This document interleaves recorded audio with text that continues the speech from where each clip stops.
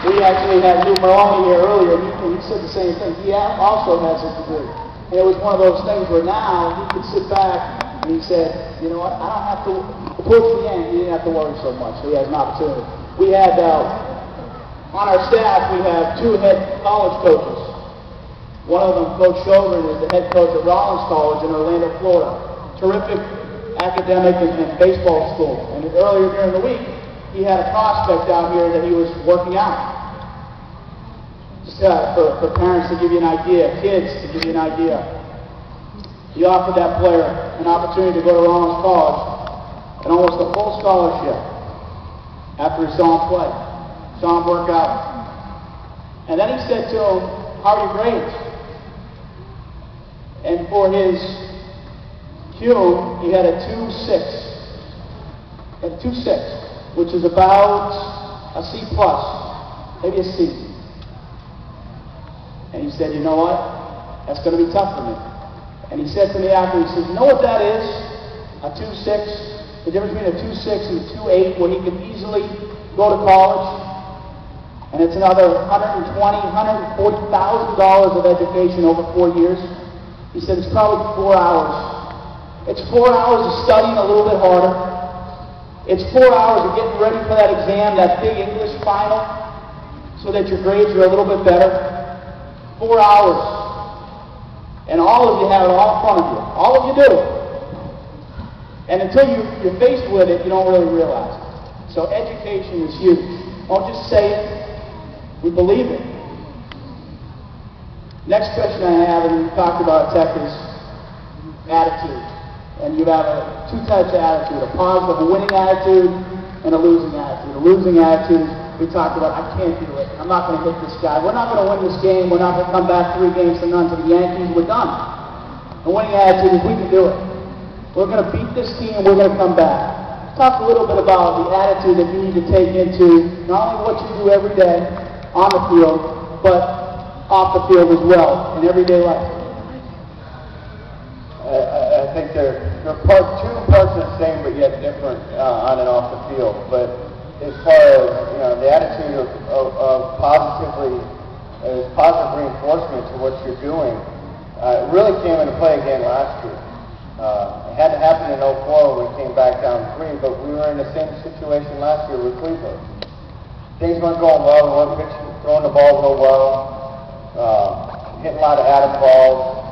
No calls were going our way. But we had a choice. We had a choice to hold our tents and let that negative energy take over the positive energy. But we had a choice to focus our energy on what our strengths are and what we can do and what we do. And the big thing we've done in both situations is we've tried to outplay the guy in front of us. So I'm going to try and outplay Victor Martinez. I'm going to out-hustle him. I'm going to outthink him. And I'm going to work. But that's what I can control. And the results, you have to completely stay away from results. And it's not always the easiest thing to do.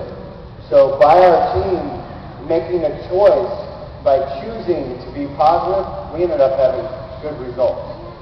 And if everybody said, oh, I'm 0 for 6, or oh, I'm 0 for 12 in this series so far, if I get 4 hits, I'm only going to be hitting 160.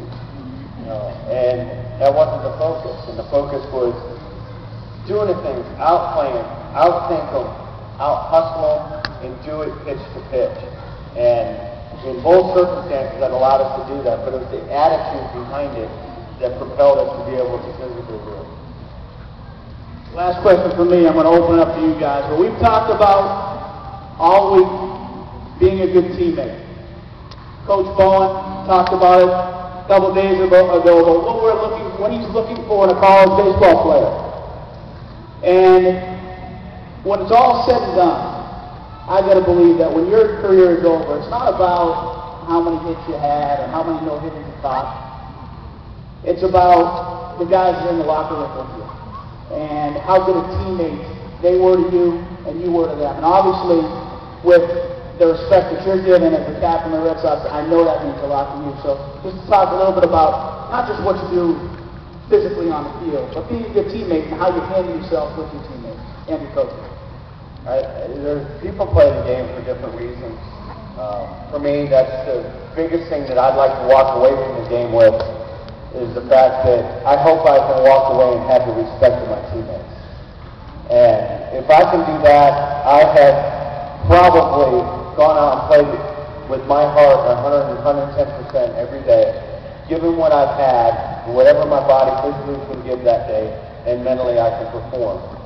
And if I walk away from this game, that means more to me than the 4 no-hitters, because if you walk away from this game, and I leave that clubhouse tomorrow, and if I don't have the respect of my teammates, I'll probably never get a phone call again from any one of them.